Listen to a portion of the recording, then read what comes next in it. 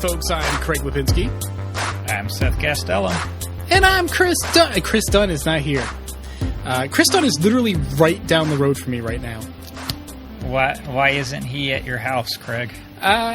We were discussing some ways to solve two people recording on a single mic in the same room, and they just weren't going to get solved this afternoon. Well, like I said, he could just sit on your lap. I don't know what the big deal is. Is he afraid of intimacy? Like, he might have some intimacy issues. I don't really know. It's a platonic intimacy, though. It's just two bearded dudes cozied in next to a microphone. Maybe thighs are touching. Who knows? But that's okay. Yeah, that would be fine. Anyway, Chris, I'm very disappointed in you. We're going out for drinks after this. Tell him I'm very disappointed. He's like, I feel bad about all this. I'll buy. And I'm like, hey, my unemployed ass is not going to say no to free drinks. But it's not that big of a deal, dude. Who doesn't have, I don't know. A job? Me. No, well, yes, we all know that, Craig. And this is my last episode before I leave forever, so I don't even get to say bye to him or anything. Are you going to Canada? Yeah, I'm going to Canada. How long are you going to be there? I am going to be in Canada for 3 weeks, I think. Get my biannual sex, which is different from my annual bisex. Oh yeah, no, of course. I'm gonna go to Canada until mid-September. Nice. Because my girlfriend's like, I miss you. I'm like, why? Have you met me? How long you guys been dating for a little bit though? Yeah, a little bit. The problem is we're both poor. We're just both so poor, Craig, that the logistics of saving up money to move her to America. Fuck if I'm fucking moving to Canada, especially Nova Scotia. Jesus Christ. Honestly, if that was a choice, I would go to Canada. Have you met Nova Scotia? Well, yeah, I imagine it's pretty cold. That's over on the East Coast, right? Yeah, way out on the East Coast. So I imagine it's colder than here because it's a bit further north. But well, I guess I'm looking at it from my own point. Looking at it from my point of view, going a bit colder is very different from going to California, Nova Scotia. Going from New England to Nova Scotia is not a huge culture shock. Yeah, that's true. I grew up in SoCal. There's no way I'm fucking moving to Nova Scotia. I can't deal with winters, man. I don't know how people do it. Snow is something you should be able to visit for an hour or two and then leave. It's not anything I want to live in for months on end. Well, I like snow when I have no place to be, and that's really the problem, right? Because generally speaking, you got places to be. That driving in the snow. I've lived in New England all my life. I can drive in some snow. It gets to a point where you really shouldn't be driving in it. So I can drive in some snow. I don't fucking want to though. Just because I can doesn't make it safe or fun. Yeah, just because you can doesn't mean other people on the road can. Oh, well, that's a big problem too. But sure, snow sucks to drive in, and if you own your home, there's shovel and stuff like that. But there is something to be said about being cozy in your home, watching the snow fall out your window, and then just smugly sipping some cocoa and be like, "Fuck you, elements! I'm inside." You just feel so fucking dominant. Fuck off, Mother Nature. I'm in here. I guess that's just a enhanced version of turning up AC in a hotel room until it's freezing and then getting underneath 10 blankets. It's a little bit like that. Yes. All right. Well, not for me. I completely understand. Snow is not for me. Anyway. Well, we'll see how long this girl stays with me when we live 3,000 miles apart. Yeah, it's a good point. Yeah. So, my wedding is closing in here. It's about a month and a half away. What? And dude, 2/3 of my family didn't send in their RSVP cards at all. Like, and when I say family, what I mean is I don't have a paternal side at all. There's no paternal side, so it's all maternal. And we're talking the furthest out is like first cousins. Like it's like I have 3 aunts and then their children. That's it. So I'm gonna start making phone calls or something. And of course, like my grandparents and my parents, my brother, my sister. You know, my nuclear family. I did. I started reaching. I was like livid at first. Like I don't really get genuinely angry very often, and I was like livid. Like how hard is it to just? You got to tick one of 2 boxes. And we made them cute. They were funny. Like it said, "Heck yeah, I love an open bar," or "Miss me, I don't want to put on pants." They were silly.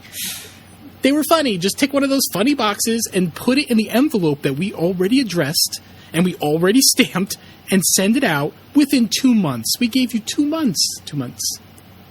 And 2/3 of my own family couldn't do that. So I started calling. That's when I started getting in touch with people. And a bunch of them, so like a couple of them, like, oh, I forgot or whatever. But most of them are like, nah, I'm not coming. And I'm like, oh? Like one of them like kept ignoring me, and we had to give a head count to the restaurant, to the the place where the venue that we have, and he just kept ignoring me. Like my cousin just kept ignoring me, and I'm like, fine, dude. Like you're no. Like I don't know what to say. And then he immediately got back to me like, oh, okay. like almost like he was intentionally ignoring me so that he didn't have to make the call himself. He didn't want to tell you no. He wanted you to tell him no. Yeah. Yeah. See, when I bitch about my family, I do it like sort of like with like sometimes a silly overtone here on the podcast, or I don't necessarily dig very deep, but like so I'm just so fucking done with my family after this wedding. Like I can't stand it. Yeah, they sound pretty shitty, Craig. I can't, like 2/3. Like you couldn't. I'm only getting married once. Hopefully, like I guess, like this is only the first one, so you can't come. Like what could possibly be the reason why you wouldn't go? I don't know, but it was very frustrating. It's very frustrating to have to like. That's the only people we had to wrangle too. Was like my family. Right. Everyone else was pretty much on point.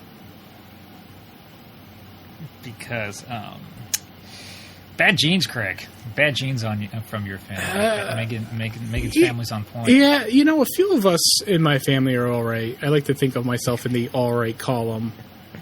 But just, I think only my brother listens to this podcast, so like whatever, it doesn't matter. But like, what? Do you have family who actually listens to this? Yeah, my brother's a long distance truck driver. And so he, consumes all the sort of audio entertainment that he can, because what else is he going to do?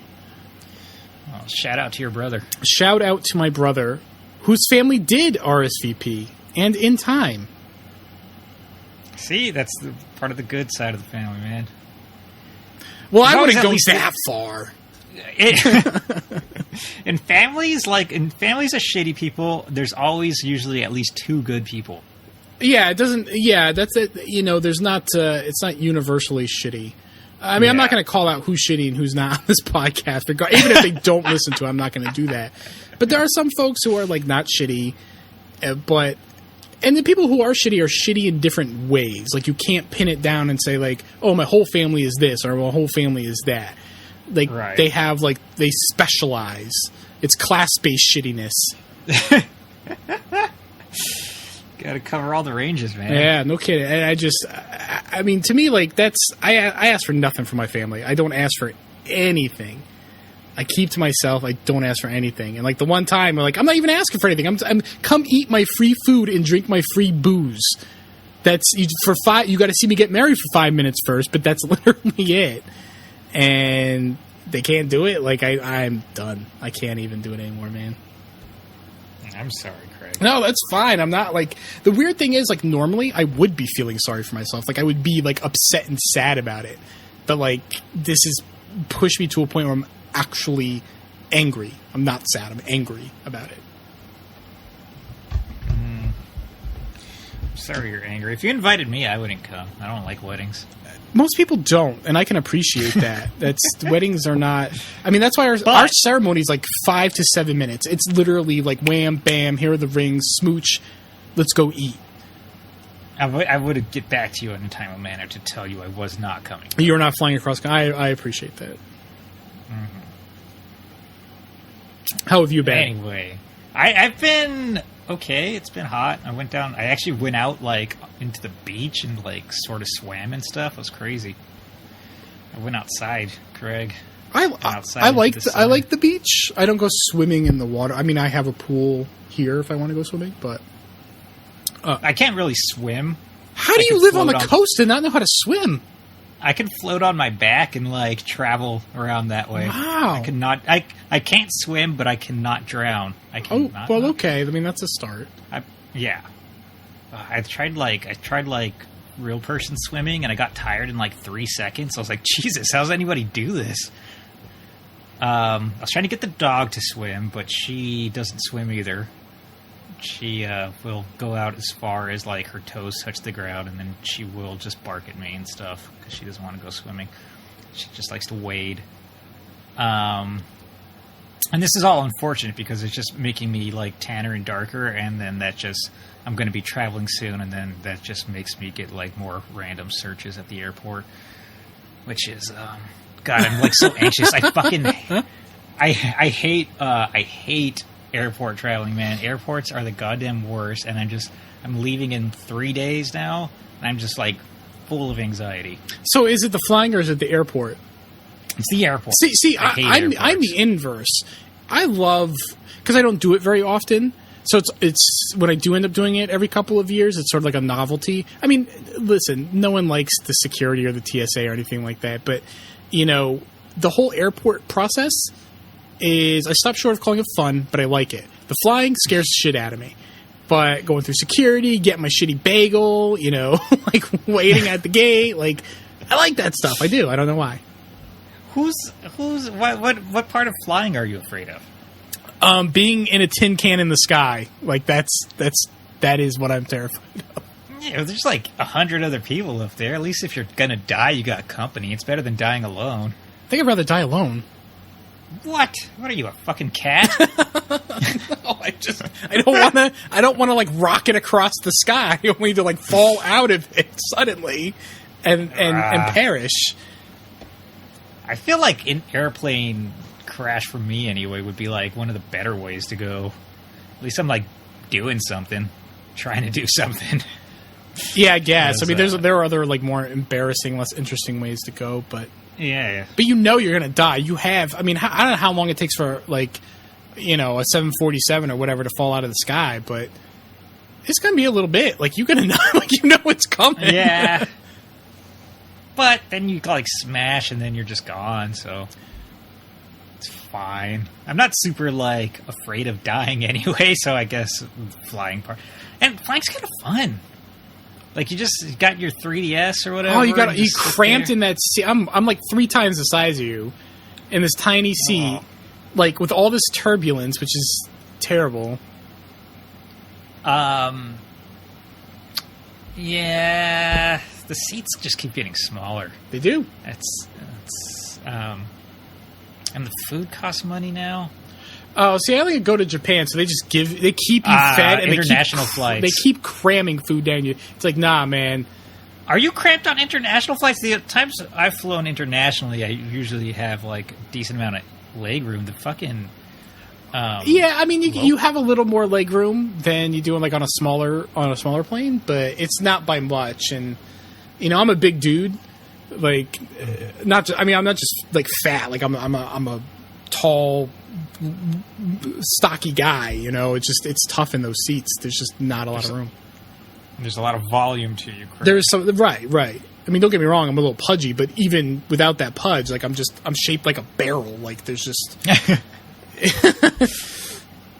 yeah, no, I'm like a skeleton. I just like fold myself up into the seats. I'll fucking sleep on the tray table. Oh, that must be nice. I can't do that.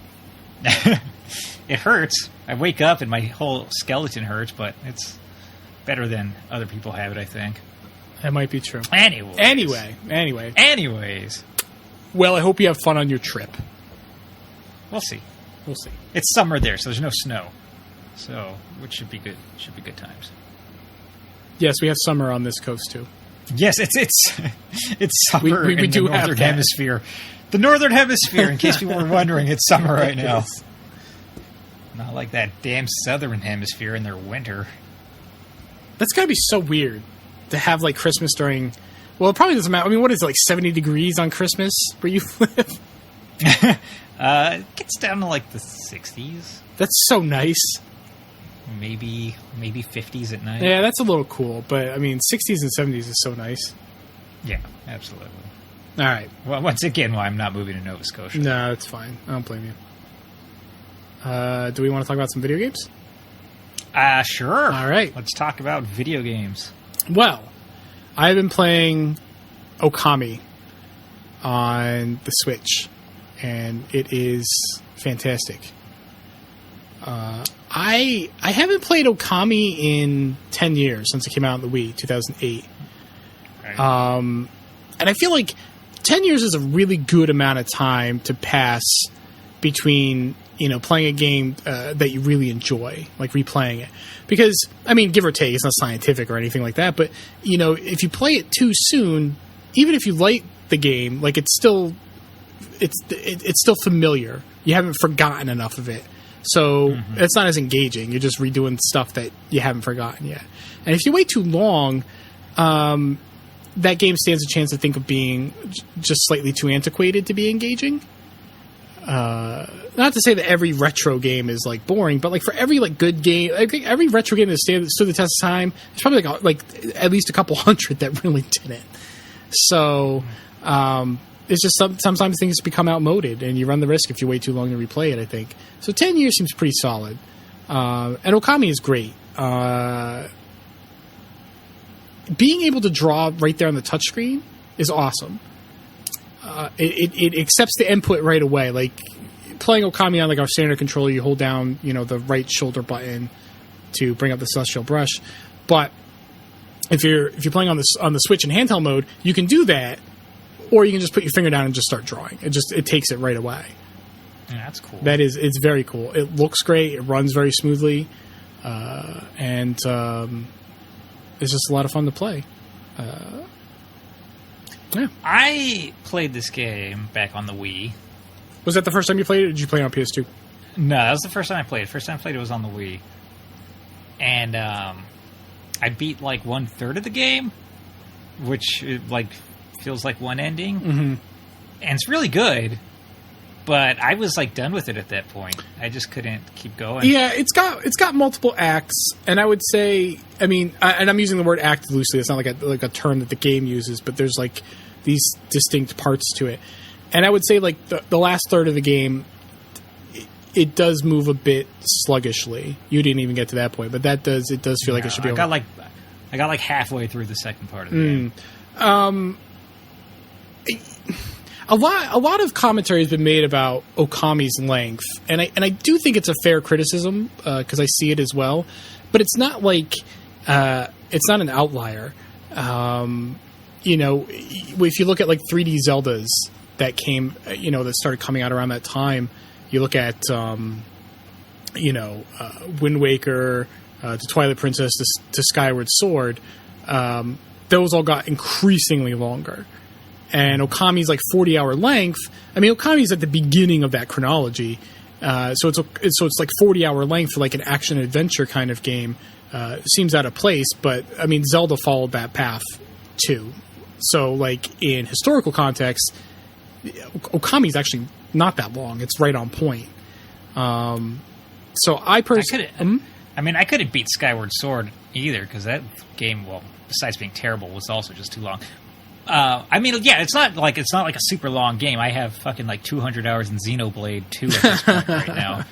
It's just like I just felt like enough new wasn't happening, or just like the pacing sort of slowed down. I think it's the pacing. I think that's the weird thing about the way Okami tells its story is just the pacing feels weird. There's no like distinct dungeons either. There's no real way to gauge how far you are in that game. There's no like level structure.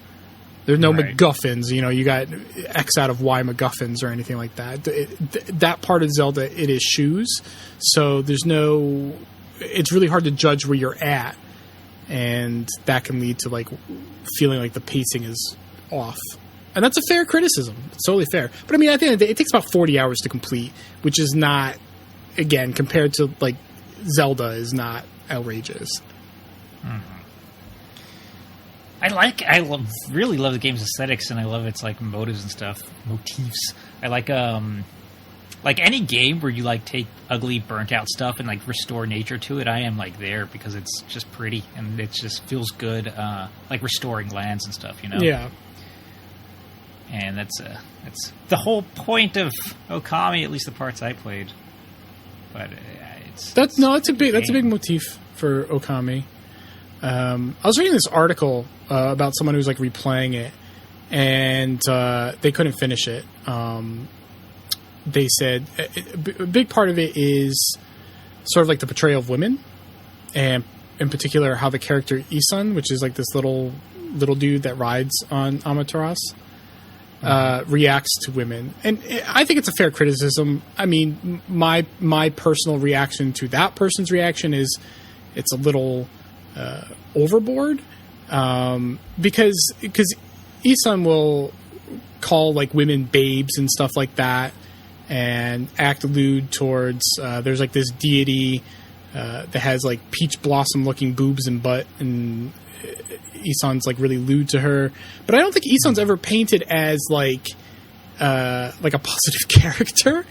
Like, I think you're supposed to get the impression that he is a little shit, and this is how a little shit would act, I guess. Amaterasu like growls at him and brushes him off and like does all sorts of things when he starts acting up too much to him, right? Yeah, sometimes, yeah. So, yeah, I mean, I think it's a fair criticism. It's interesting to see, what 10 years does to a tone like that. And, yeah, most of the women in Okami, the NPCs, are not portrayed super well. A lot of, like, women NPCs are, like, doting housewives or, like, old hags or, or have their butts hanging out made to look like peach blossoms. It's not great, but I don't think it's... I don't get the feeling... I get the feeling it has not aged well, but it's not particularly malicious. And I don't think Isan's commentary is... I think it's meant to be like from commentary from someone who's not, like a good role model. Right. Which, I mean, there are media and stuff, and not everybody always gets that, but I don't know. There's an old lady who makes rice balls, and she's super cool, right? An old lady who makes rice balls. She's in the main village, and she does Akuma's Raging Demon to make some rice balls. Yeah. Akuma from Street Fighter. Anyway, she's super cool. I mean, there's a woman who That's runs all I like the remember mill that makes like sake. She seems all right. I mean, that's a fine portrayal of. I mean, I'm not saying all of them are like that, but no, I know what you're saying. I mean, obviously, I know the goddess that you're talking about with the peach ass hanging out, which is obviously ridiculous. Right. That's Kamiya for you. Yeah. Yeah. So I mean, right? No, 10 years later, no. That feels a little weird. It felt sort of silly 10 years ago, and now I'm like, yeah. Maybe because I'm older, or maybe just times are different. I don't know, but it just doesn't. I'm gonna age. It's a combination of both, and I'm gonna. There was, because of the whole Philip Mewson thing going on in IGN, like somebody was just going through stuff, and they posted like one of IGN's old Babes articles. IGN used to have like IGN Babes section, and there was like the most fucking cringy article I have ever read. It's 10 years old at this point, at least. And I was, like, reading through this old IGN Babes article, and it was just, like, embarrassingly bad and sexist and, like, just bad all around. But, like, fucking when I was 18 or whatever, that would have been par for the course, and I wouldn't have thought anything of it. But reading that now that I'm older and in this day and age, it just became cringy as hell. And then it got deleted within like the hour. So obviously somebody from IGN was reading the thread where it was posted and was like, yeah, this is terrible. Deleted it as well because that is gone now. I mean, personally, I'm willing to accept, the idea that it doesn't seem like 2008 is a different time, but it kind of is. So I'm willing to accept that this is, that it's not a particularly malicious portrayal, not intended to be malicious, and that it is a quote-unquote product of its time. But I can also accept, a woman looking at that and not feeling super great that that's in there. I think I think all those things can be true. Yeah, absolutely. But at the end of the day, I mean, I just don't. To me, like, it's such a small part of why I think the game works well. So maybe I'm just saying this as like a dude, which is totally fair. But it doesn't bother me. What else are you playing? I'm playing. So PSN has a sale going on, and Saints Row 4 Re-Elected Edition was like $7. Nice. So I downloaded that. It's been a little while since I played Saints Row 4. Speaking of humor that has not aged well. Saints Row 4, chef's kiss. It's just shit humor from just a few years ago. It's terrible. I mean, some of the stuff is really funny. Like when you're creating your character and you're choosing, all these different options, and you go to voice and you choose like the different voice actors for your character. It's just like voice 1, voice 2, voice 3, and the bottom one is just Nolan North, and it's just Nolan North giving the voice lines for your character. I mean, just some of the stuff does hit. It's really good. But some of it is just so bad and cringy and just like, dick jokes and stuff like that. It's just... Yeah, that's always been Saints Row thing. Like, going into it, I sort of feel like you know what you're getting. Oh, sure. But... It's a little cringy now. That's but it's still really fun to play. It's interesting because it's like the same city from Saints Row 3, but because you have the superpowers, it changes your perspective on it. Like, instead of running or driving through the streets, now all the buildings just become like these big boxes that are in the way of you running super fast or jumping over them or whatever. So it really changes your perspective on the city. If it puts like a quest marker on your map and it's like, oh, this is 1,000 feet away, you're like, no problem, fam, and you just leap into the sky and fly to it. It's no big deal. So I think that's really interesting how they use that game to just completely change your perspective on the same exact city you've played in before. And those superpowers are fun as hell to play with. And the weapons are great. The challenges are just stupid. Like, there's no intellectual merit to this game at all. And it's just good fun to play. But some of the humor is not aged well. It's uglier than I fucking remember. That's for sure. It's pretty janky, but it's really fun. And the soundtrack, you get these radio stations, and there's one called The Mix. And The Mix is like, oh man, it's so good. It's got like the Presidents. It's got The Boys Are Back in Town. It's got the touch from the Transformers movie. It's got Bombs Over Baghdad. It's a good radio station. It's a good soundtrack. Nice. So I've been really, I don't know if I'm gonna like finish it again, but I just downloaded it yesterday. I've already put like 4 hours into it, so it's because it's good mindless fun. Yeah. 3's the only one I played any of, and I mean, speaking of being inappropriate with that game, my guy was just a big, shiny, naked blue dude with his cock blurred out. So that's how and I put like a little backpack on too. So that's how I was playing. Sounds good, man.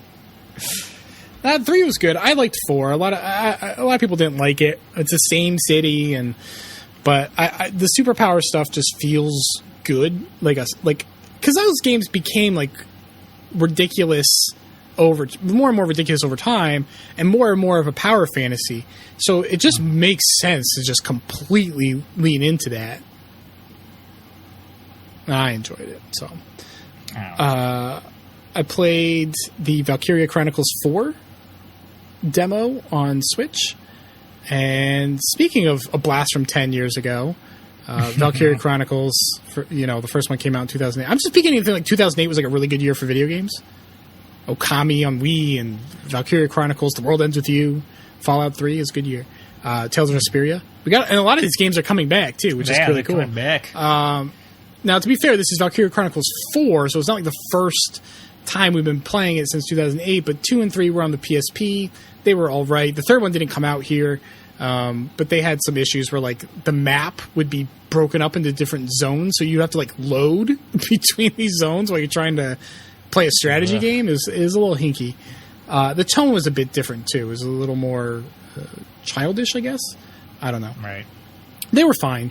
And then, of course, there's Valkyria Revolution, I think it was called, which I don't know what Sega was thinking with that one. So, really... No, I don't think anybody bought that game. I don't think anybody bought that game. No, I don't think so either. So 4 really is like this return to form after 10 years, like a big console Valkyria Chronicles. It's interesting to see them. I would say almost like they're taking a chance on this. But maybe Sega's just realizing what franchises work for them. I mean, it took Yakuza, a decade before anyone fucking noticed? Like, at least, more? like, Zero was the first game that took off in the U.S. Yeah, it took a while. So, I mean, Capcom's, Monster Hunter's taken off. Maybe it's just due. Maybe we're just due for, like, these well-made Japanese games.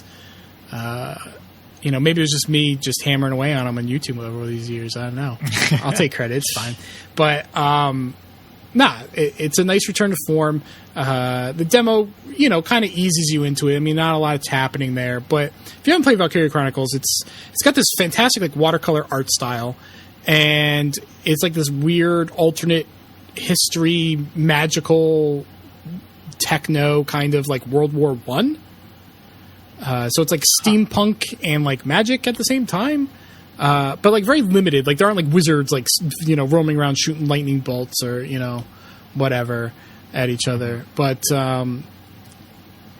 you have your units and there's different kinds. There's like scouts and there's assault people and you can have tanks, and you have a number of turns each turn. You have a number of moves. They call it CP. So you have 4 or 5 CP or whatever, and you can use those all on one unit. So you can make one unit move 4 or 5 times, or you can spread them out, whatever you want to do. And you pick a unit from this map, and then it's like the map is like this hand-drawn battlefield, and then it zooms in from that that sky level to like eye level, and now you can actually control the character and move around. And you have like an action gauge, so that controls how far you can move. But you can move around, take cover, get closer to the enemy, whatever you want to do. And then when you go to take a shot, you manually aim. So it's got like this sort of like it's turn based, but there's also like a real time element to it as well. And if you get close to enemies, they'll take pot shots at you, even if it's not their turn. And you can do the same thing as well. So this is a lot. What was that? Steam Codename Steam, right? Yeah, it's Steam. A lot like Codename Steam. Codename Steam, I would say, borrowed heavily from this game. Right. Nobody liked Codename Steam though. I don't know. I liked it. I don't know why other people don't. The art style was fucking terrible. I think was the main problem with it. Really? I'm not gonna write home about it, but I was fine with it. It was like a comic book, right? I mean, it's not. Yeah, it was like faux 1930s comic book look that I just don't feel really worked, but fair enough. Whatever. Fair enough.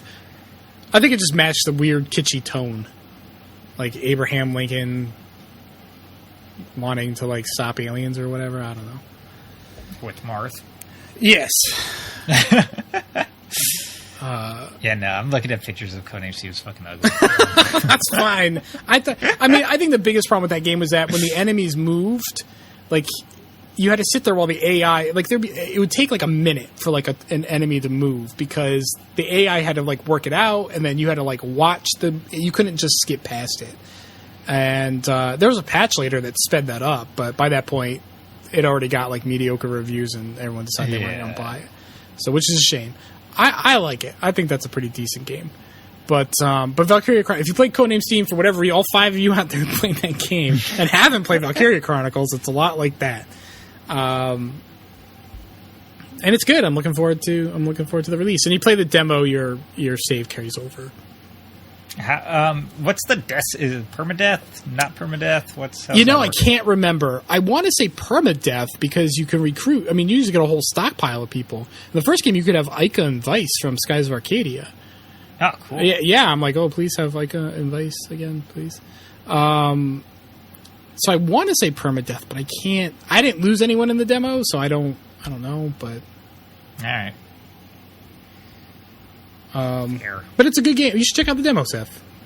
I won't because I'm going to go to Canada. You should play it on the plane, you schmuck. I'm not bringing my Switch. Come on now. Oh, my mistake. All right, fine. You're not bringing it. Okay, that's fine.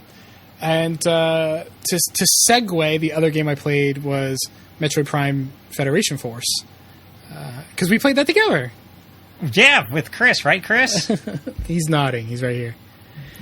Yeah, all three of us played that together. And how many missions we get through? 4 or 5, something like that? First. I want to say, 4 or 5. One of those two. That was going to be my guess. And that's a good game. It's frustrating because that game and there's a couple of other games. Triforce Heroes is the only other one that comes to mind that Nintendo made that if you play them in a very specific way, in this case with friends, online, it works very well, and they play very well. But if you play them in any other way, they don't work. And unfortunately, the best way to play them is the most pain in the ass way to play them. Yeah, we were playing like authentically without voice chat in any way, shape. We were not playing with voice chat. No, we were just using the in-game voice clips. I was like, once I heard your robot start speaking Japanese, I was like, sweet, I need to go inside of there. They had all sorts of languages. I turned mine to Spanish. What's funny about that is that we're sitting. So when you're playing the game and everyone's waiting to go out, you're like in a hangar with your mech. And my mech starts talking in Japanese. And if you go to make modifications to your mech, you see if another person makes modifications to their mech, you see them like drop down in an elevator and just disappear because there's a modification hangar below, where you deploy from. And as soon as I start talking in Japanese, Seth's mech disappears. And 2 seconds later, it comes back up and starts talking in Spanish. I was like, hola. It was so good. Listo. Yeah, no, it was great. And so you had your Japanese, and I was all like, ayúdame in Spanish and stuff. And Chris was like, hey, guys. Let's roll out. I'm down. Help. But it was fun. I was playing with the nub to aim. I wasn't doing motion aiming. I was using the nub too. Yeah, I was doing baby nub, which is okay, but it's not great. Well, I think you can hold down one of the shoulder buttons and then move with the gyros. For precision. Was it? I thought it was one or the other, but no, I think you're right, actually. Yeah, I think it's because I was doing both, but I was using, generally using the nub, and then if I needed precision, I used motion. Right. No, the game's really fun, like multiplayer. I could see where it'd be a drag. How are you even supposed to do like those ball puzzles? There's like one level that's just all ball puzzles for no particular reason. It takes about 4 times as long as it did, because I've done it. It takes about 4 times as long as it took us. It is ridiculous. It takes so long to do those stupid ball puzzles. It's possible. You don't have to. It's not like Triforce Heroes where you have to control like 3 links and swap between them, which is what makes that game a fucking nightmare. You can do all of Metroid Prime Federation Force by yourself. It's just really tedious and slow. Yeah, I could not see that being fun. Like when you're playing cooperatively, like one person could like stand up on the next ledge and have somebody shoot the ball over to you, and then you could shoot it to keep it in bounds, and then just keep it rolling into like this little golf ball hole to unlock some doors, and it's like nice and smooth and everybody's cooperating. But single player, that would be some tedious fucking shit right there, man. Mm-hmm. Yep, it is, and that's why I never finished it. So, and that's the thing, like I was saying, like these are actually really great games. You just have to play them in the right way. And unfortunately, Federation Force got dogged because it wasn't a real Metroid, and that's what everyone wanted. And it was like right in the middle of a long Metroid hiatus, which I get. I mean, I get the disappointment. I just don't get writing off what is a potentially like good game. Anyway, like I mean, if it's still a good game, stop being a fucking crybaby. The level design's really good, like with the little secret areas and stuff, and finding the mod chips for your robots and stuff like that. And I like the way. At first, I thought like whoever gets the mod chip gets to keep it, but now like it goes into a pool, and then after you beat the level, like everybody's ranked on how well they did, and the person who's ranked the highest gets to choose their mod chip first, and then second place and third place, and loops back around. And that's a really cool system to do things. It's a well designed game. What I like about it is that it's not. It has like its little secrets. It has its complexities, but it's not so complicated that like children or. I think basically what I'm saying is like it feels appropriate for all ages. I guess it's a cooperative shooter that feels like it has a wide range in terms of skill level and age that could play it and enjoy it. Some of the larger bosses were giving me like PSO vibes, like everybody's standing around on different sides of the boss and like attacking it and waiting for patterns and retreating when you need to and stuff. I was getting some PSO vibes. Yeah, that's true. It did feel a little PSO-y, yeah. That one boss with the fucking gas was... Yeah, that's the boss I was talking about, man. That one super reminded me of PSO. It's a good boss. Like, you just shoot at it a bunch, and then poison gas comes in. You got to retreat to, like, these little islands. But then, like, while you're on the islands, all these enemies start coming out of the gas, and you got to, like, shoot them before they hit you and stuff. It's pretty tough, but it's fun. I liked it. I liked it, too. So what have you been playing in addition to Federation Force? Speaking of loading different areas, like in those PSP, Valkyrie Chronicles. That's a deep cut, but okay. Yeah, it's a deep... Going back about 15 minutes. Shut up, man. That's how I segue. That's how I segue. Okay. I'm getting somewhere in here. No, I was playing the Monster Hunter Generations Ultimate demo on the Switch. That game is exactly like Monster Hunter 4, except with like a shit ton of like modes, not modes, but like a variety that you could have to each weapon. Like each weapon, there's like 14 weapons or something, and then once you select your weapon, there's like 6 different styles that you could use for each weapon. And there's like the Guild Force style, which is exactly the same as the older Monster Hunter games, and then there's like an aerial style, which I was liking a lot, where you could actually jump around. Like you do a jump dodge, and you could use it to boost yourself off people you're playing with or off of monsters. Then you could launch up into the air and then come slamming down with your weapons onto the monsters, which is a good way to mount the monsters, which I love doing in those games. Like in 4, I was always just leading monsters towards ledges and running off of them and doing jump slashes on them so I could mount them. But with the aerial style, you could just launch off of your players and the monsters and stuff. It's really fun.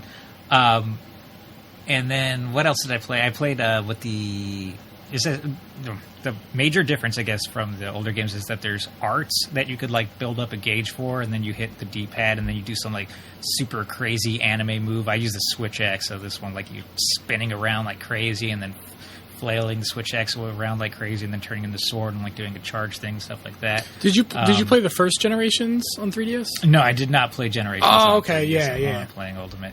So the arts are brand new to you. The arts are brand new to me. But depending on the styles, like with the aerial style, you only get one art, and you can't do...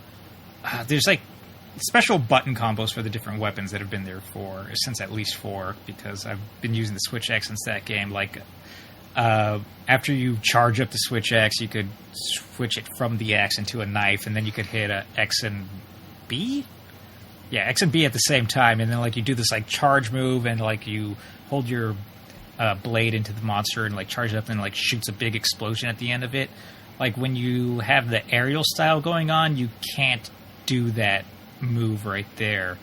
And then when I was using the style where you build up the arts style, I don't even know what it was called. I couldn't do the move where I go from like a infinite hack and slash with the axe into a spin around where it transforms into the sword mid combo. Like that wasn't available. So like there's give and take. There's different things that you have and don't have when you switch different styles. So which kind of sucks because I like some of the things that are missing with some of the other styles. But anyways, there's a shit ton of different styles.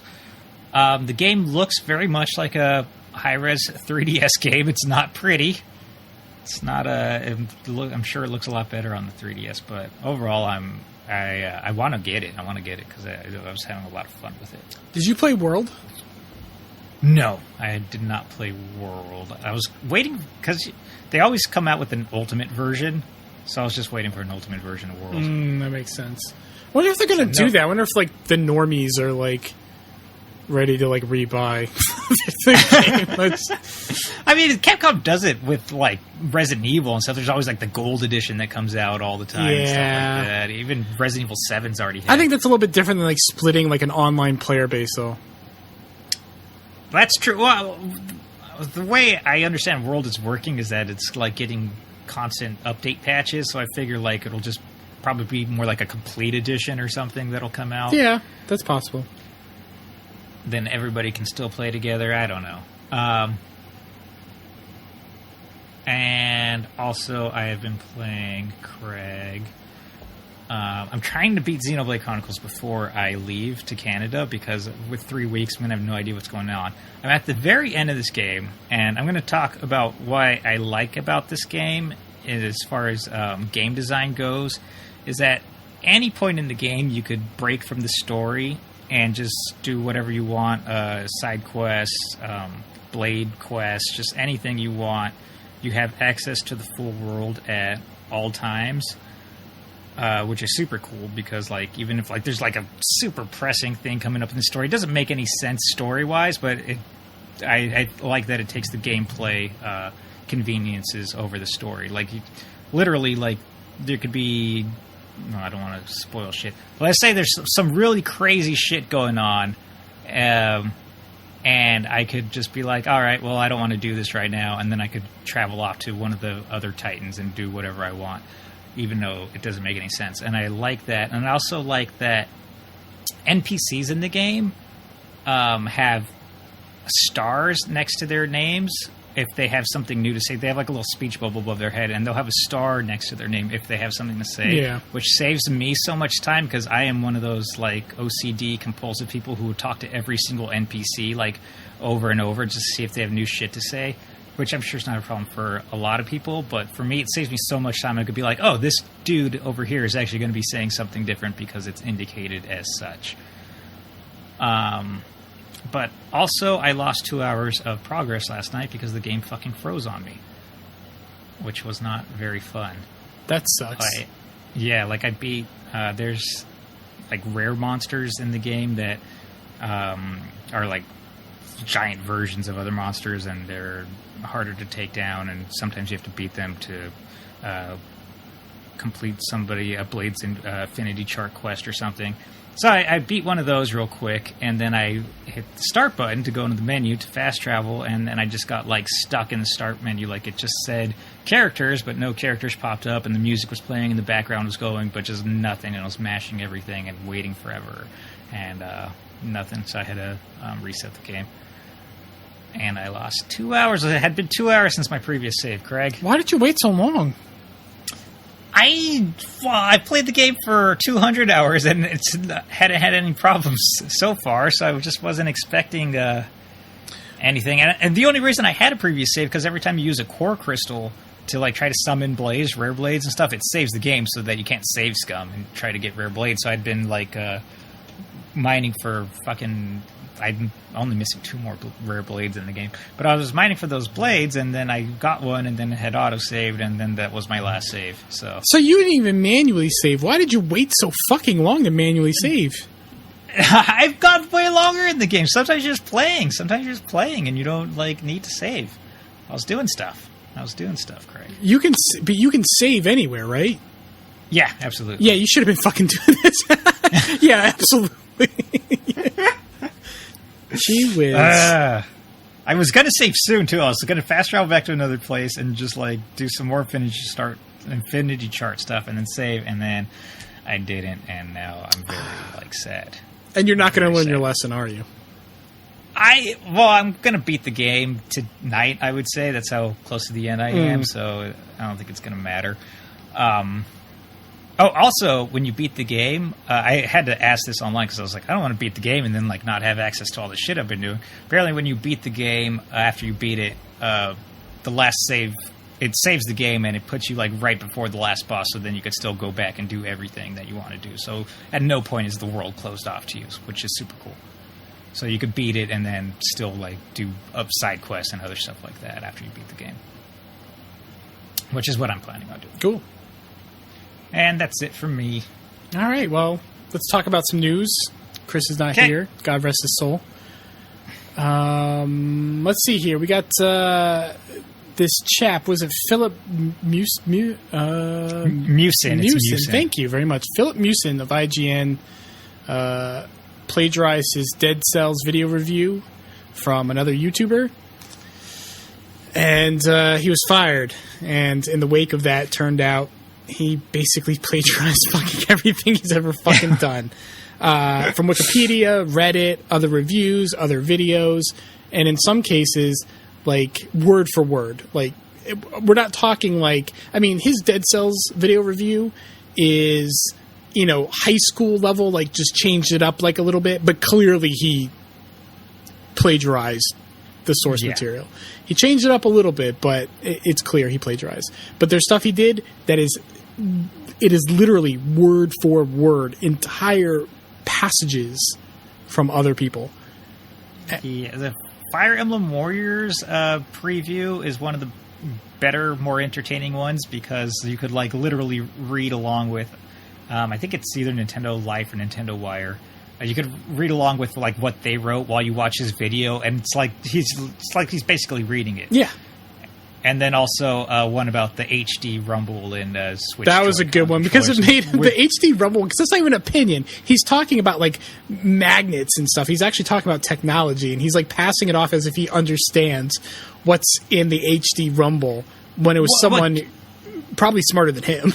Like, what gets me in that one is that he like doesn't even pronounce actuator right. He says actuator. Yeah, he does say actuator. Yeah, he does say actuator. Yeah, which is just beyond crazy. If I had still followed IGN, I would have known something was up with this dude, which I've read from a lot of people who were like listening to IGN's Nintendo voice chat podcast and stuff. They're like, this dude like does not know anything about Nintendo. He's like always getting facts wrong and everything like that. So apparently he was also he was like plagiarizing from other IGN writers. Yeah. There's 2 different cases that I saw where he stole stuff from them, and then also he was like getting his fellow employees to do some of his work for him and stuff. It's funny because like he released a video that's been since deleted because he was a YouTube dude before, not like a super popular one, but one of, I guess, maybe of note. Maybe is a fair thing. I don't know. He was a YouTube dude before being hired on at IGN. That's part of the reason why they hired him. And he released a video after the Dead Cells review came out, and he was saying that, like, he didn't plagiarize. He just sometimes reads other material to help inspire him. He was, like, dunking on Kotaku, Jason Schreier in particular, for, like, coming after him. He was, like, upset about that. And, like, you know, if there are other I dare you to find more stuff. And like, why would you say that, too? Like, he was... especially to Jason, who does like the most fucking investigative video game journalism that I've seen. Yeah, a fair amount came from Jason, but a lot of other people, just random dudes, just like just dug stuff up. And like, why would you like basically egg someone on, knowing that you have indeed plagiarized? Like, he has to know that he did that. So why would you egg someone on? They're gonna find it. It's the fucking internet, dude. Yeah, it's insane that he would even say that, knowing full well what he did. Unless he did, I don't know. He was already fired at that point. Maybe no, I don't. I can't figure the dude out. I honestly cannot figure out the reasoning behind that in the slightest. And of course, we're talking about this because everyone was talking about this. But I mean, it's one thing to talk about this and almost like laugh at how comically bad he was at it. But I don't know. There's some people that are like venomous and harassing let me get this him. straight. It's funny. It's funny. The dude got fired. I do not wish like ill upon this guy in any way, shape, or form. No. Like, he obviously, like, he's paid his due for what happened here. Right. And he lost his job. And it's really entertaining just to see like how deep the rabbit hole goes. But like, leave him alone personally. Oh yeah, like, I mean, sure. I absolutely 100% agree with that. What was I going to say? I was going to say something. I also think that it's interesting how quickly the video game industry, like writing industry, fixed this up.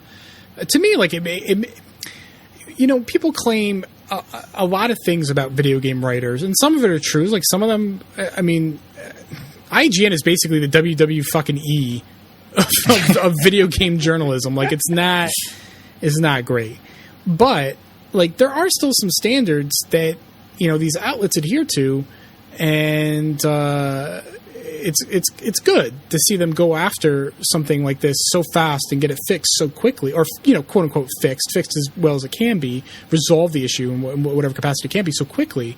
To me, it makes a lot of like the accusations that get leveled, whether video game journalists sort of like conspire with each other, or they take money for like that shit would leak so quickly, and all the self-righteous journalists that aren't doing it would be so quick. Jump to Twitter and just drag them through the mud. There's no way that some of this terrible shit that people accuse video game journalists of doing happens. There's just no way. I mean, there's fair criticisms, right? Of like maybe like how video game journalists and PR people and publishers and developers are a little too cozy with each other sometimes. They get very familiar. They're very familiar, and you can tell easily because people jump from jobs between these different. I would say, especially the IGN Nintendo team. I feel like 2 or 3 people at least have gone to work for Nintendo from there. Oh yeah, absolutely. And listen, that's not to say that they don't deserve it. Well, that and they can't act professionally in 2 different, sometimes almost opposed capacities. A professional human being could definitely do that, but it does make you from the outside go, Yes, as a reader, it's not very comfortable. Right, exactly. Like when they had Jessica Chobot covering Mass Effect stuff while she was in Mass Effect, which was just like, Yeah, exactly. That's exactly right. Gotta keep these things separate, man. You got anything else to say about Philip? No, it was a really entertaining week, though. Just like everything, I just wake up every day and be like, "Oh, what new thing came out? Gotta check it out!" And it was really fun. It's died down the past 3 or 4 days, though, so I'm not getting any more entertainment out of it. But that was basically my trash TV for the week. It was some good trash TV. That's keeping up with the Kardashians for me. Let's see here. We had a absolutely massive Smash Brothers Direct. And I love these directs. They're so well scripted. Even when they reveal a character, just all the different little clips and vignettes are just so well orchestrated. So we did have some character reveals. We got Simon Belmont and King K. Rool.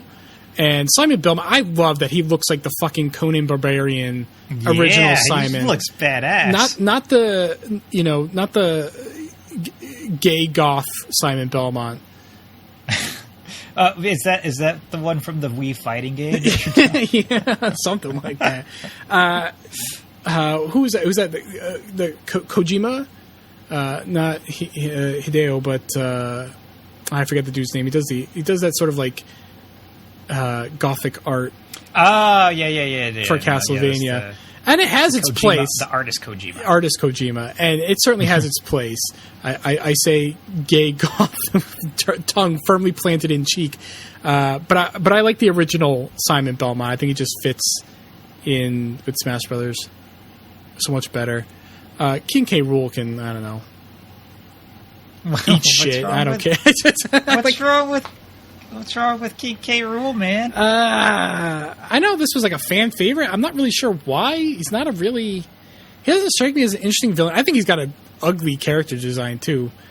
Well, I mean, it came from Super Nintendo era Rare. I thought you were going to say it came from England. What do you expect?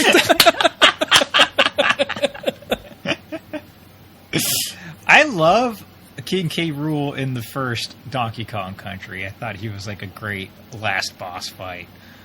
He's really stupid, though. I will give you that. He's not it. I mean, it was a great reveal. It was like this, psych out with King DDD.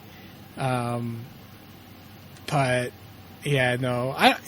Putting in because King K. Rool there was a very vocal audience that wanted him in there. Same thing with like Ridley, and these would not be my first picks for new characters in Smash. Personally, neither one of them. Ayami Kojima. It's a girl, Craig. Oh, my mistake. I see. I've only heard the name in print, so I didn't. Okay. Yeah. Just put them I've only heard the name in print. I'm a fucking idiot. I thought it was a woman, but I didn't want to like spat off facts without checking. Hey, I didn't. We also got some new Echo Fighters. We got Richter Belmont, we got Crom, and we got Dark Samus. Certainly welcome additions, I think. There's going to be over 100 stages and over 900 music tracks. I was looking at some of the stage comparisons, and they actually like put in a lot of work to these, especially like the 3DS and Melee versions that are updated for this new one for Ultimate. They look like really good. There's like a lot of differences. I guess I could post some imager links. There's some imager gallery links I could post on Twitter. Some of the character models too are improved. I mean, they're not just taking what was in Smash for Wii U and bringing it forward. I mean, they're reworking a lot of it. Yeah, there's a Pit comparison that I've seen, and it's so good. Like Pit looks like leaps and bounds better. It's insane. Which you don't even really notice when you're playing because everybody's like 2 centimeters tall on your screen. But whatever. But I mean, they're actually doing some work, which I wasn't even sure of, but they're definitely putting work into the graphics. They're just not throwing everybody in with their original, art like Marvel vs. Capcom 2 or something. Right. They showed off a number of new items and new assist trophies, including Shovel Knight, which is pretty cool. I'm surprised he got in, like, in any capacity. This dude has to, like, have the most cameos in a game already, and his game's only, like, a couple of years old. That's true, but I think that's actually really cool because it's such an awesome Kickstarter indie success story for Shovel Knight. And well deserved too, because the game is fantastic. Alucard is an assist trophy, but he's the gay goth. He's got the gay goth. He's got the gay goth art stuff. Yeah. Whatever. He's pretty, man. So what? It looks good. I mean, like I said, it has its place. I like the way he looks. I just think, as a character, I like the beefcake Simon Belmont. The 1980s beefcake. Yes, absolutely. The game looks fantastic. They teased a new mode. They blurred it out, but it looks like people unblurred it.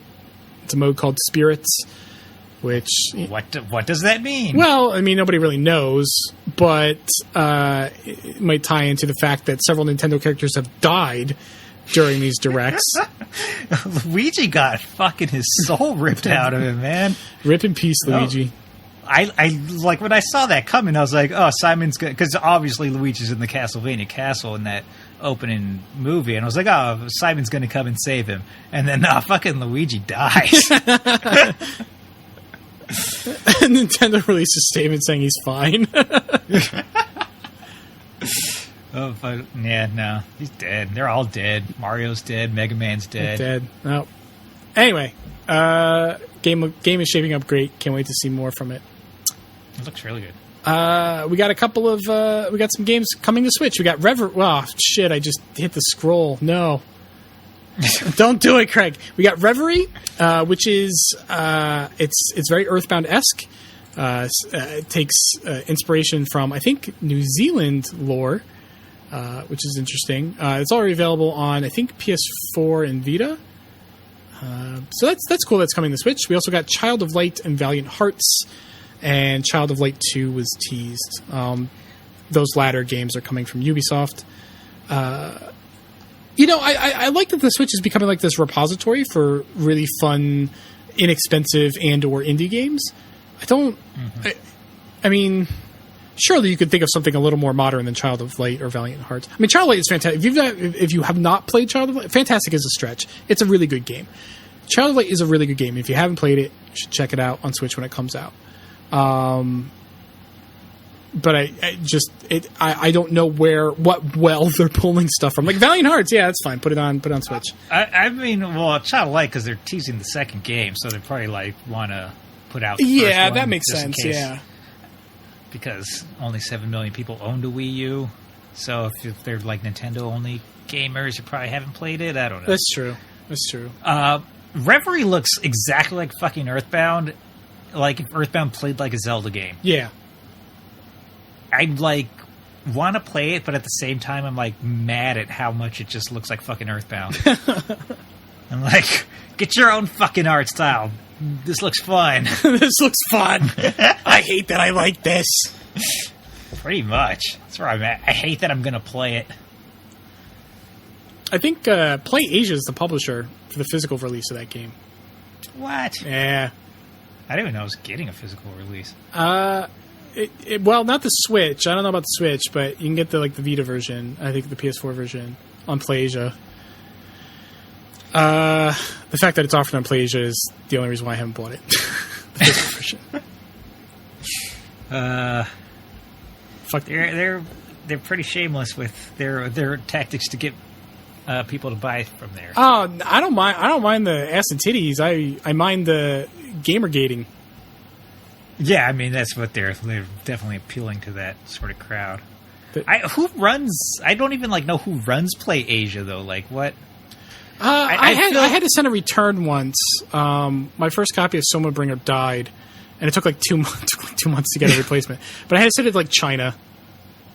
So they're based in China, I guess, to some extent. But I would imagine a native English speaker runs the Twitter. Mm-hmm. Yeah, no. Yeah, they fucking suck, but they got stuff that I like sometimes. Yeah, listen, man. You can cross that picket line if you want. I'm not. It sucks, but I'm not going to do it.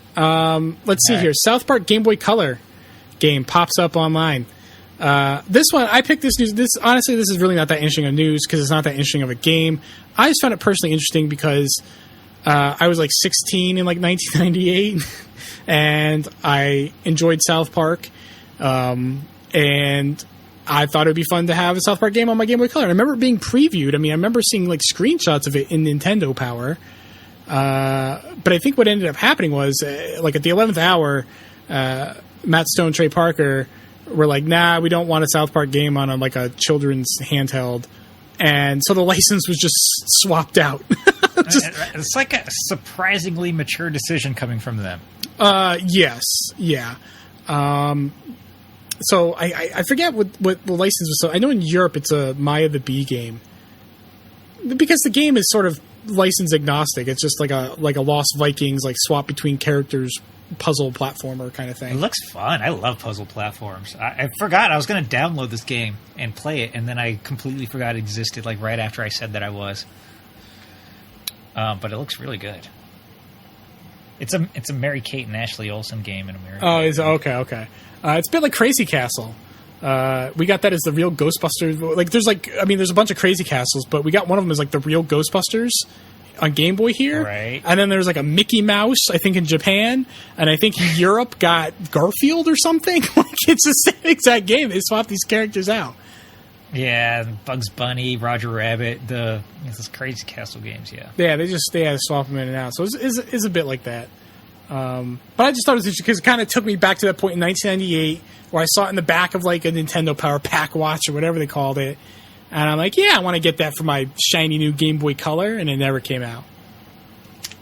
Sad time. And 20 years ago, it was a lot harder to keep track of new releases.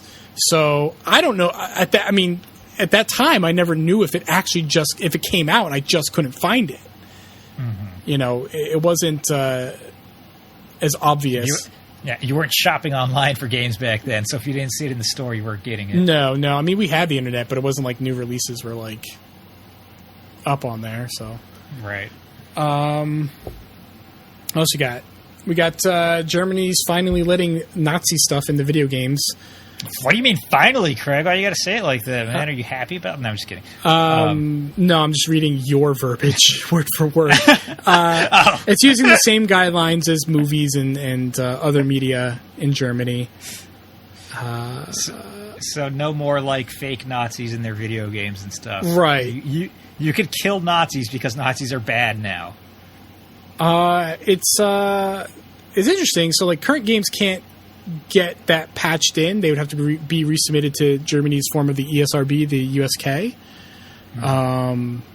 But games going forward, because it has to be like rated, it has to be looked at, I guess. I don't know. I don't feel like as an American living in the year 2018, I can really have a reasonable opinion on this. I think censorship is a complicated topic, and I think sometimes you got to take into consideration the sort of society you want to build around this. So obviously they don't censor all Nazi stuff. I mean, obviously that I'm sure everyone in Germany is very well aware. Right. But like, I think they're just sort of regulating the portrayal for fear of, like what we have here, like in the U.S., like the rise of like alt-right, and it's almost like cyclic, where like every couple of generations, people just kind of forget that the whole world went to fucking war over this shit, and get really fascisty, and I think Germany, sometimes people say things like "never again," and just don't actually take that to heart. And I think maybe Germany, using legislation, tried to never again this stuff. So like they wanted to avoid positive portrayals. They wanted to regulate how something like Nazis were portrayed. And which makes sense. I mean, that's it fine. It does. I mean, I can get why someone would argue against that, but again,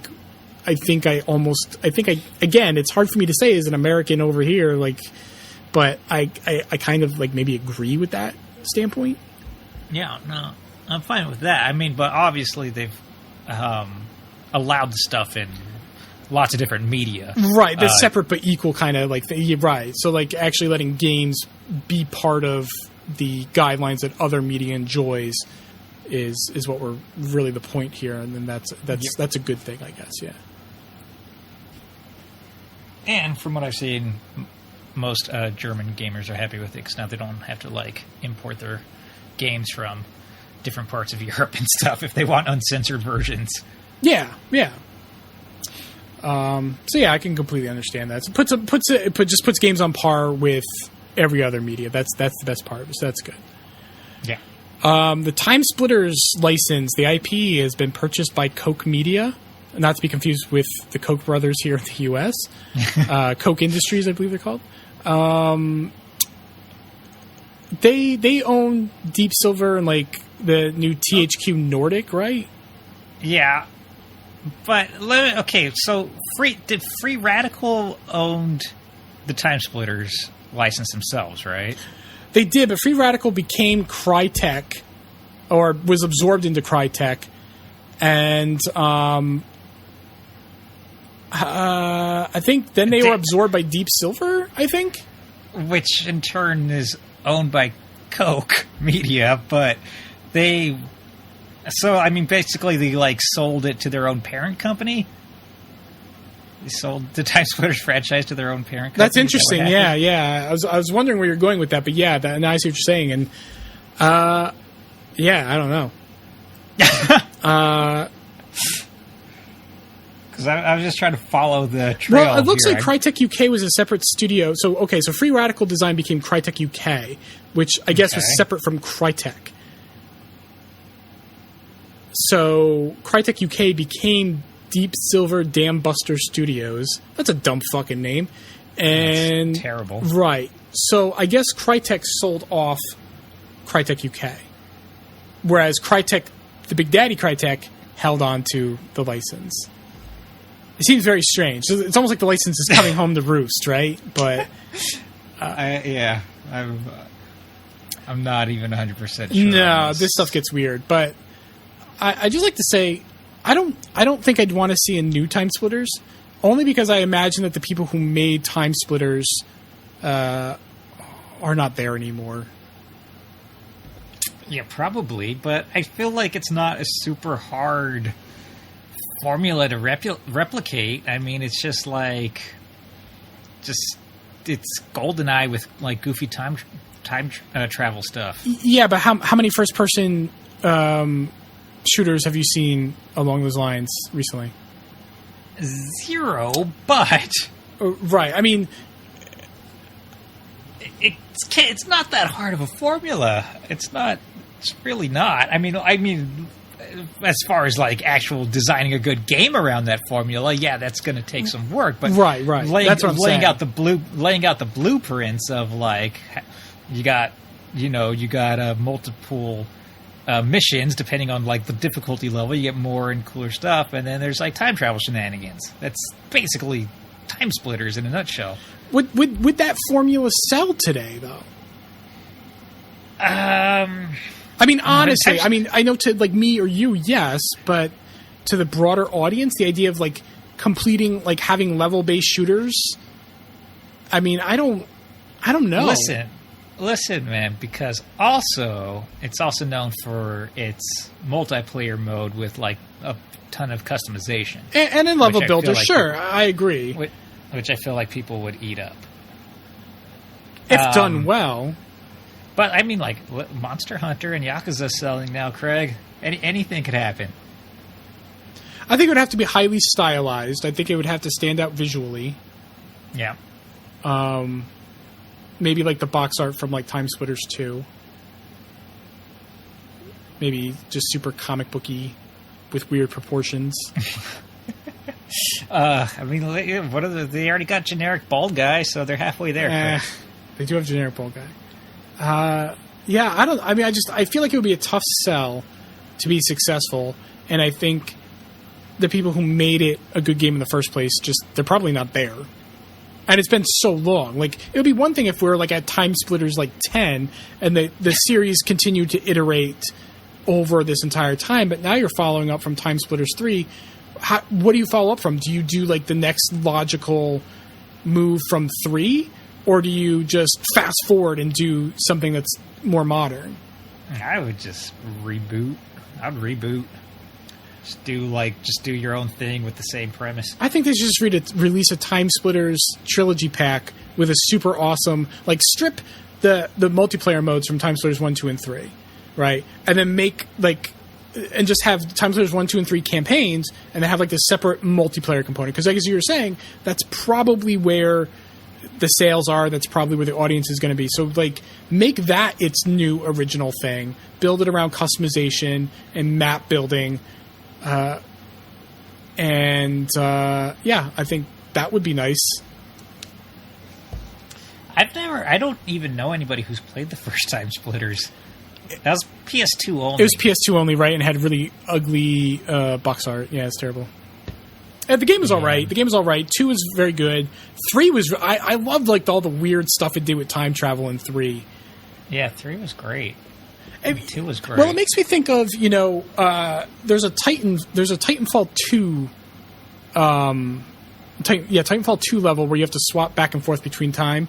It's that if you've heard people say, "Oh, that level is so good in Titanfall," but they don't tell you what it is because they don't want to spoil it. Fuck it, I'm spoiling it. You're not gonna. This game's been like $5 on Amazon. If you haven't bought it yet, you're not gonna fucking buy it. So I'm spoiling it.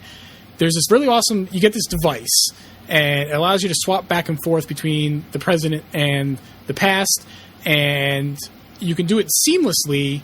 Like while you're running across walls, while you're fighting enemies, and you just zap back and forth into advantageous situations, and you solve puzzles that way. It's extraordinarily good. Like I said, you might have heard it praised already, and it's all that praise is definitely valid. I wonder if something like that, with like modern technology being able to zap in real time between time periods and affect those time periods. Right. Yeah, no, I mean, they definitely have potential to do awesome stuff. Yeah, but I don't know, without the original developers. might be terrible. Maybe they'll do nothing with the whole franchise. I don't know. Just release a trilogy pack. Just release a trilogy pack. Put it on Switch so I can pay you $60 for it, and I will. And everyone's happy. It's fine. I'm happy anyway. All right. What else? Diablo 3 is coming to Switch, and this is really interesting because a lot like Bethesda's renewed support of the Switch, Blizzard has not released a game for a Nintendo system in quite some time. I think since StarCraft 64. So this is really cool.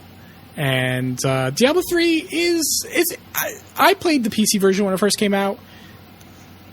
If you're not going to play this socially, don't bother. Because it's a clicker. Like, you just click on things, you make them die, you pick up a nice new hat, and you put it on. Like, that's the entire game. And you got to shoot the shit while you do it. But let me tell you, when you do that, when you play it with people, it's a lot of fun. I had a lot of fun with it. So I haven't played the expansions, I haven't played the updated content, and Megan and I have been looking for like an excuse to play it together. And I think this is a great reason. You can play it online, you can play it local, you can play it on the TV, or you can play multiple Switches like on a local ad hoc network. So that's really cool. So looking forward to that. Comes with all its all the content that's come out so far, plus some, I don't know, like lame Zelda stuff. But I've never played a Diablo game. I have had zero interest. I was never a big PC gamer, and they've up until Diablo 1 and 2 were only on PC, so I never. 2 was on PlayStation 1. Really? Yes. Wow. All right. Well, I stand corrected. I don't know. I mean, if you have any interest, this is a good. I mean, you don't really play your Switch handheld, but that's the thing. Like, it's a kind of for me, it's a mindless game. You just run through dungeons, killing things. Did it give me a new shirt? Fantastic. This is a nice shirt. I'm going to put it on. And you do that with your friends. And it's fun. Well, there's a problem right there, Craig. I don't have any friends. We could find a way to play together. Me, you, Megan, we play together. All right. It'd be fun. I'm in. And I think that's not all we have for news. We have one other thing came up since the last episode. And it is a Kotaku article about alleged sexism at Riot Games, the developers of League of Legends. We were going to talk about this, but I think we decided ultimately that we are not prepared, and maybe not even fully equipped to tackle this subject. But I wanted to at least acknowledge it. Like, I didn't want it to completely go untouched. Like, outside of saying that it's shitty and it sucks that women still have to go through this shit in the workplace, and just everybody, because there's a lot of shitty stuff that it sounded like was going on at Riot Games. But just the fact that workplaces are not all inclusive is horrible, and that's all I can say about it. It just fucking sucks that we're still doing this shit. Well, the one thing I want to say about it, and this irritates me whenever stuff like this comes up, is that there's a segment that defaults to defending the people in power. And they're like, well, where's the proof? Like, what kind of, I don't understand, like what kind of proof? Like audio logs? Like, this isn't BioShock, bitch. I don't understand, you can't, there's not going to be any proof, and that's why, people can get away with these things in the first place. That's why they do it in the first place. Because they're reliant on their where's the proof meat shields protecting them. And, if you default to defending the people already in power, man, I take a long, hard look at that and think about why you do that. I mean, it's not a stretch. It's not a stretch. I mean, look, nerdy stuff is we have an inbuilt misogyny in nerdy stuff. It's not great. I'm not accusing any particular person, any listener, or anyone else of doing anything specific or anything not specific. I'm not saying you're contributing to it at all, but there are people that do, and you could throw a rock and find that stuff in our hobby. It's not that hard to find. It's pretty prevalent. And workplaces, I've only worked 3 places. All 3 places had fucking sexual harassment at them. Like, every single workplace I've ever worked at has had sexual harassment. So it's not that hard to put 2 and 2 together. It's not that hard to put together, like, nerdy stuff is kind of misogynistic. Workplaces are kind of misogynistic. It's not a stretch to believe these allegations. And there are other people that have come out and said, "Yep, this happened to me here," or "Yep, this happened to me, but at a different studio." I read another woman's account. I wish I knew her name. She said, "Look, I've worked at Riot. It's been fantastic. I feel like I'm heard here. I do great work. I love my job. I love the people I work with." But she said, "But I also believe these allegations," and that's also an important point to point out that just because your experience or the experience of your friend or whatever, it doesn't coincide with allegations like this, does not mean that these allegations don't exist. Yeah, and Riot's not, they've issued a statement. They're not exactly denying it, but it's just like the standard, we've taken action against many specific instances, articles, are committed to digging in, addressing every issue, and fixing the underlying causes, blah, blah, blah. So, I mean, like, it's not... They're not like, even Riot's not getting super defensive. Like, did it happen? Well, that's another thing to point out is like when this stuff comes up, oftentimes I don't know about every time. I'm sure there are people that go, "Nope, didn't do it." But like look at like individuals. Like look at like Louis C.K., Kevin Spacey. Like none of all these dudes were like, "Yeah, I was shitty." Yeah. And it's so funny to see in between the time the allegations come out and they're like, "Yep, I suck." There's just a whole wall of meat shield dudes going, "Where's the proof?" And why you got to get out in front like that? Why are you protecting the people that are in power, man? And it turns out they're like, "Yep, I suck." You got out in front of a dude who did it and doesn't even deny it. I gotta respect the ones that fucking at least own up to it instead of doing the whole. Well, I don't respect them, but I know what I mean. I do know what you're getting at, right? Yeah, no, I know. I don't know what word in the English language would translate to what you're saying, but I get it. Yeah, for at least not making it worse of a situation than it already is. Sure, yes, absolutely. But that's my only. I really don't have much more to add. I don't have experiences like this, and I'm just, if your first reaction is to get out in front of the powerful people, maybe just next time take a step back, think about why you're doing that. We should do an episode where we try to figure out what's up with the misogynistic gatekeeping and nerdy hobbies. I think it's a really. It'd be an interesting discussion, but I don't think we'd resolve anything. Well, obviously not, but, talk about it. Yeah, absolutely. We'll do that someday. All right. That's it for the news. You want to do some mailbag? This is going to be like a 2-hour episode. Fuck. All right. Let's do mailbag. This one's from the last mailbag, but I'm just carrying it over because I can. Michael Bernstein says, "What console generation was the most memorable for each of you and why?" Do you want to go first, Craig? Sure. Mine's a bit of a weird answer. I would say basically the N64's generation, but it's because the N64 and the Dreamcast had the biggest impact on me. But you could say like the Dreamcast came out in '99 and basically died when the N64 died too. It came out like mid-cycle and died at the end of that cycle. Didn't last very long. But those years from like '96 to like 2001 or so, 2002, that's the most memorable for me. I was 96, what was I, like 14 or something? Something like that. And just, it was just a really formative time period for me. So that, the N64 and the Dreamcast really just informed a lot of the foundations of like my opinions on games.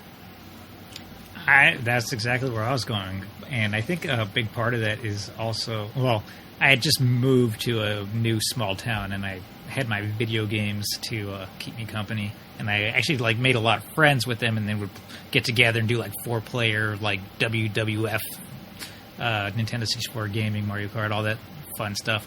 But also, I had just gotten high-speed internet. So, like around 1997-ish, by high speed, it was like not 56. Not 56, right? Yeah. Not 56 kilobytes per second. But and then like the websites like started coming out like IGN and stuff where you could actually start like following video game news online. So there was like a constant information and you could read other people's opinions and stuff, and it was just like this whole where it became like a thing where not just playing video games, but you could actually like follow them more as a hobby. It was N64.com before that. And then it was IGN 64. Yep. And then I remember downloading a Pokemon Snap QuickTime video from N64.com, and it took so fucking long. Oh god. I used to download. I had the like the trailer for Ocarina of Time before like it even had the current graphics and stuff, and just looked like really bad. And then like Link opens up a chest and gets this little Triforce at the end of the video. There were these little tiny videos, and you'd have to like play them in QuickTime or Real Player. Real Player, right? Oh, Real Player's trash. Player, man. And, yes. And it took like 3 hours to download. It took forever. Oh man! And people are like, they're banging on their YouTube play button. Why is it buffering? Fucking, if only there was YouTube back then. But no, yeah. So I think the internet had a big deal with that too. And then also I got the Dreamcast as well, and then it was more multiplayer with friends and stuff like that. So it was really fun. I also asked for feedback this episode, but does this get into it? No, let's see. I enjoy the show. The name confuses me. What is a Ludowave? Do we want to tackle that part first? This is from Jinx, by the way. Yeah. So when we were coming up with a new name, I specifically did not want to go with TV and Lust because I wanted to separate that. That felt like my brand, and I wanted, you and Chris to feel like you had more equity in what was going on. And so we started with like Ludo, which is like what is it, like Latin for game? It's Latin. And so you might have heard the expression Ludo narrative dissonance, which is an expression that means that the gameplay that you're playing doesn't line up with the narrative. So, why does Nathan Drake murder 300 dudes just because he wants to get to the treasure first? Like, that's really weird. But that's the gameplay, is shooting at people. Like, it just doesn't line up with the story so well. So we started with like Ludo. One of the show names is Ludonauts, and I had a really cool logo. I like that Spaceman logo that I made for that. Right. But ultimately we didn't go with that because I think it was you felt it was too close to Retronauts. Chris might have brought that Chris up first. okay. I think I just agreed with him. And you're not wrong. I just really like the Spaceman logo. So then we went, just after that, I just wanted something like really kitschy and not super serious. So we went with Ludowave Radio, and the wave is just kind of like, you know how like sometimes wave is attached to something to describe a musical genre. So like new wave music or something like that. So Ludowave Radio. To me, it's stupid and ridiculous, but I like it, and it kind of makes sense once you take it apart. For the record, one of the names I suggested was like really long. It was like super awesome podcast for nerds, but it was like probably 3 times longer than that. And I don't even think Craig acknowledged that. So I did not. I thought that was a troll suggestion. No, that would have been, that was my serious. That's how I. That's fuck. All right, the rest of it galls me terribly that IGN responds to plagiarism as bad as it is far quicker than they did to pervasive sexual harassment. I feel like that's a bit of a different situation because, like, with the plagiarism, you're just like, yeah, like, here's this and here's that. Like, it's cut and dry. It's a good point, though. I mean, I didn't even think about that, but you're right. I think with plagiarism, it's a little bit easier. You're like, well, because with plagiarism, I mean, you're sort of breaking, like workplace rules, right? And that's easy, like seal or buy. Sexual harassment breaks workplace rules, but there's also like legal stuff there too, right, that might make it a bit slower. But I can see the point here though. Like, where like the public response was far quick. We don't tolerate this. It was just super quick, and then the sexual harassment stuff was like, well, don't know. Yeah, that's true too. I mean, they did eventually get it all ironed out as far as I'm aware. I mean, people there seem to be happy. I remember reading they had, like, big meetings and stuff about... I think that's another thing, too. They had to, like, do a whole, like, restructuring of things as far as the sexual harassment stuff. But the public message could have got out a lot faster on that. Yeah. Good point. All right, so I asked for feedback on how we're doing on the show. Rusty says... Oh, by the way, hold on, real quick, sorry. Yeah? Rusty has his own podcast called Otaku Brothers. I haven't listened to a single episode because I don't listen to very many other podcasts, but it's on iTunes. You should check out the Otaku Brothers.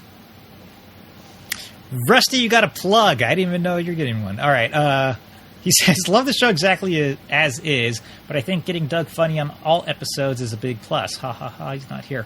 I think it's also pretty rad how transparent and open you guys are about your personal lives. Just makes the show more real. Always be a fan of TV and listen to Ludowave Radio.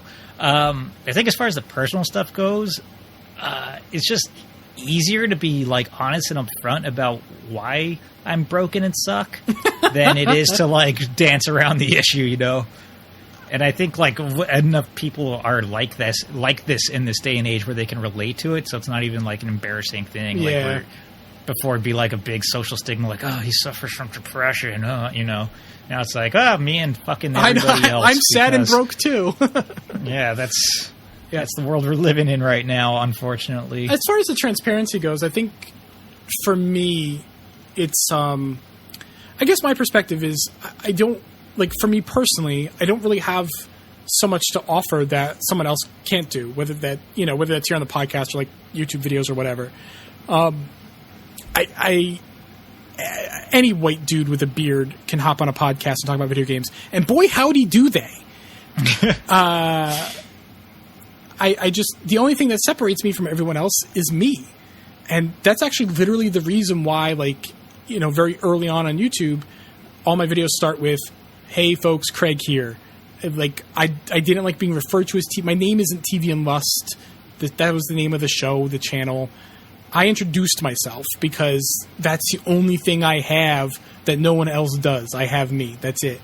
So being upfront about who I am and what's going on in my life, that's what I have to separate me. And you get some video game news while you're along with it. So. Some people still called you TV and Lust, Craig. When we were doing that whole TV and Lust website, the first video review I put out, you gave us like a little TV and Lust video intro, and some dude in the comments was like, "You stole that from TV and Lust. It fucking says TV and Lust on it." Amazing. It's steal shit. You asked me to do this. Incredible. And I would love to have Chris, aka Doug Funny, here on every episode, but it just doesn't. Chris has a much busier life. He just lives a much richer existence than us. Yeah, he does. He does shit and stuff, man. He's like does things on the weekends and stuff. It's like, oh, I have plans. Like, who has plans? Fuck you. So, like, literally, we're recording on Sunday today, whereas we usually record on Fridays, and this because Chris is at a convention or something. I don't even know what the hell that he's here in Connecticut, and he's staying in my town. Like, I think he does runs. Chris goes running, if you don't follow him on Twitter, and he posts his runs, and I don't know what app he uses, but I think it asks him to take a picture of where his surroundings or something after the run, and it superimposes like the run stats over the picture, and it takes a picture of like it's literally like the next block over. He takes a picture like right by like the library that's like right down the street. Yeah. So anyway, like Craig and Chris are trying to work out like what time can we record, and I'm like, just whenever, just tell me when you guys can record, and I'm there because I literally have nothing going on. The time differences make it a little challenging, not super challenging, but a little. That's true. I was waking up at 11, so I only had 2 hours before I recorded. Olavi on Twitter says, "Hey guys, I like and hate all the Nintendo talk. I do not own any of their current systems, but hearing you talk about it makes me want to buy a Switch."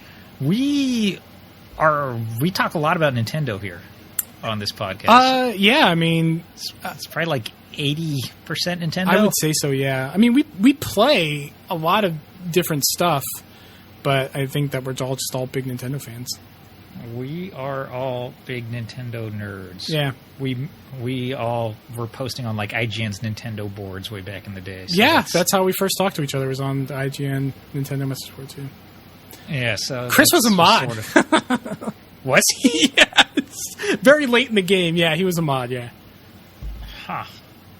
Just changes your whole opinion of them. Fucking narc Fuck now, the police. man. I was always getting in trouble with mods on IGN, if you recall, but I was getting myself banned a lot because I was very back in those days as a older teen and young 20s. I liked to push boundaries. I like to push boundaries as far as authority was concerned. But it was fun for me. That's how I entertained myself. I wasn't like trolly or mean to like other users, but just like as far as the IGN toss, I like to toe the line. Some of the stuff was pretty strict, and it was just it was always up to like whatever mod saw whatever you were doing, like however they were feeling today. There was no cussing. There was no cussing allowed on the board. Oh, the best thing too is that the workaround for that is that it was very board pervasive. But instead of typing the word "fuck," you would just type the letter F 4 times, or like shit. You would type the letter S 4 times, and then they banned that. Then they banned that, and I'm like, oh, fuck off, fuck you guys. And I started using "fuck" as in like Peter Falk for fuck, and they let that slide for a while. But then they started cracking down on that too. So you couldn't even pseudo cuss. There's no pseudo cussing. Anyway. This coming, like, there's a lot of big games releasing for like PS4 and stuff especially in September with like Spider-Man and Dragon Quest XI and stuff like that. I'm going to be in Canada while all these games are coming out. I want to play Spider-Man so bad. I'm going to be in Canada with my girlfriend, all like being in love or whatever. The funny thing, everything I have pre-ordered is like Switch. I have Yakuza Kiwami 2, and I think that's the only non-Nintendo game I have pre-ordered right now. What? You don't have Spider-Man? Well, I'm not enjoying Spider-Man yet. I mean, it doesn't look bad or anything. I don't have it. It just doesn't. I don't think it's for me. Dragon Quest, yeah, but I'm still like holding out hope that they're going to get the Switch version. Although I sold a bunch of commissions. And for my art commissions, so if anybody wants some watercolor commissions, get at me because I need to make money. But I sold a bunch of commissions, and I went to Megan. I'm like, I want to buy this thing. It's revenue neutral. In fact, I'll have money left over, so it'll be still positive. But I want to buy this ridiculous thing. And I showed it to her, and she's like, "That's fine." And I imported the fucking Dragon Quest XI Sword Special Edition that comes with Dragon Quest XI on PS4 and on 3DS in one box with a fucking sword. What? I did not even hear this. I'm looking it up right now. It blows my mind that a Sony game and a Nintendo game are in the same special edition with a fucking sword. But yeah, it exists. I'm bummed that we're probably not going to get the 3DS version because I like the whole 2D, 3D. Yeah, that's really cool. Yeah, no, it's a shame. But I'll take the Switch version as a consolation. Come on, make it happen, Square Enix. That game's not coming out ever. They're gonna drag that along for like another year, and then they're just gonna stop talking about it. One thing I like about Olavi's comment here is he says it makes me want to buy a Switch. Well, it's not so much that I like that we influence people's buying decisions, but just that really the feedback there is that our enthusiasm is infectious. I'd rather be known to be a positive, that we talk about the things that we like and enjoy, 90% of the time. Yeah, absolutely. And also because Nintendo pays us to... Did I say I'm unemployed? No, I'm on Nintendo's payroll. I wish. That's it for mailbag. I think that's it for the show then. All right. This is my last episode ever. So ever? That's not in your contract. Yeah. You give me that pay raise that I've been asking for, Craig. I'm not in charge. I'm not in charge. Speaking of, we should go into this in more detail, but I mean, I talked to you about this personally, but I just don't. We have to pay for this show. Like me, Craig, and Chris throw down money to keep like the servers running our stuff for SoundCloud, for our SoundCloud hosting and everything. Yeah. And we were wondering if like people would be wanting to like just donate just for the fucking SoundCloud costs. Because everything else, I mean, we bought new microphones, like professional microphones and all that. We did that's a one-time cost, but SoundCloud we have like a yearly, like an annual fee for that. Yeah, so I mean, really, we're doing the show at a loss money wise for us. And I mean, there's at least a couple hundred people listening and enjoying this show like every couple weeks. So you should pay us for it. It's the bottom line. That's what I'm beating around the bush towards. Give us some fucking money for this shit, man. I'm sick of paying my own money to entertain motherfuckers. Well, I mean, we can, now we're planting the seed, but we just re-upped on this, a couple months ago?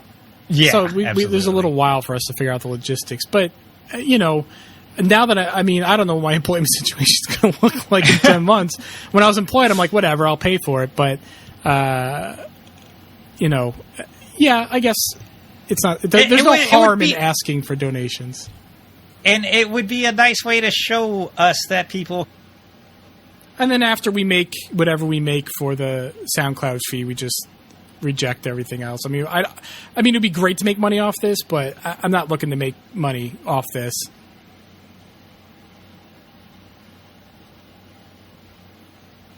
I don't think that's an unreasonable request. All right.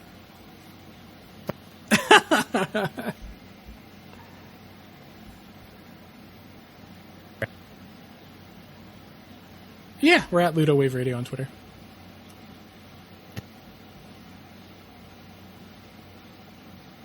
Okay, I want to thank everyone for listening. You can find us, as we just said, on SoundCloud. We're soundcloud.com/Ludowave Radio. You can also find us on Apple Podcasts, Google Play, Stitcher, wherever you find your podcasts.